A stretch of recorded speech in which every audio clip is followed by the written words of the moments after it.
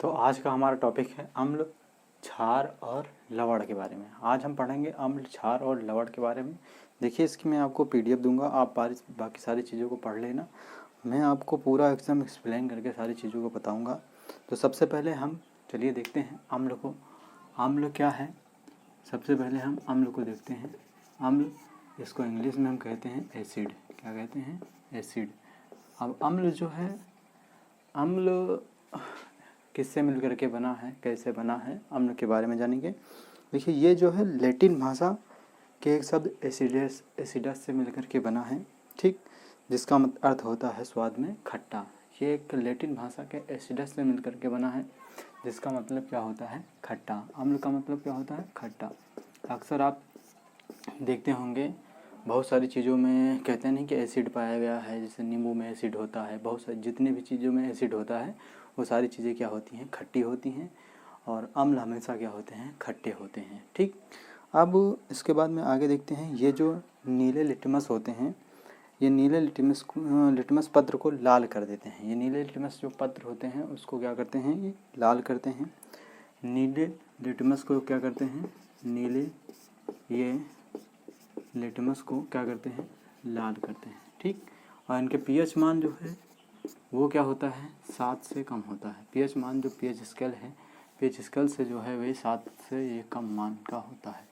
7 से क्या होता है? इनका मान कम होता है हमेशा, ठीक।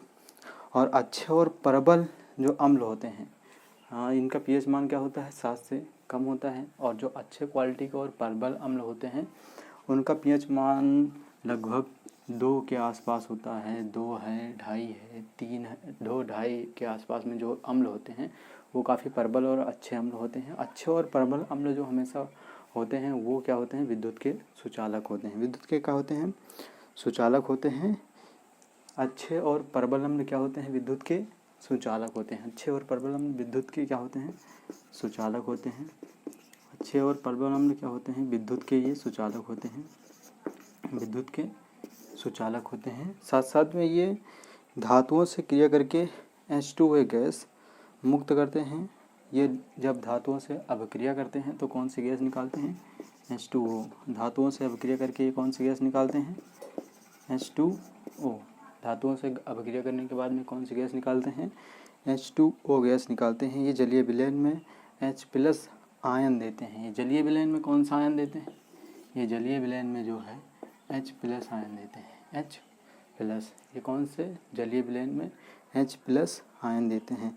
ये ठोस व गैसीय रूप में विद्युत का चालन नहीं करते हैं क्योंकि आयन मुक्त नहीं होते हैं। ये ठोस व गैसीय रूप में विद्युत का चालन नहीं करते हैं। ये जो अम्ल होते हैं, अम्ल जो होते हैं, ये ठोस और गैसीय रूप में, किसमें? गैसीय रूप में विद्युत का जो है चालन नहीं करते हैं, क्योंकि उस वक्त ये जो है H+ जो आयन है ये नहीं प्रदान करते हैं, ठीक। इसलिए जो है ये ठोस और गैसीय अवस्था में विद्युत का चालन नहीं करते हैं, ठीक।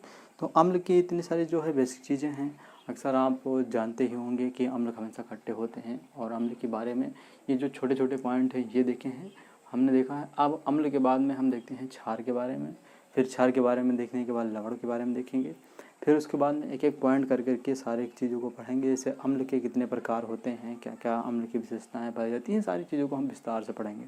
अब उसके बाद में देखते हैं क्षार के बारे में।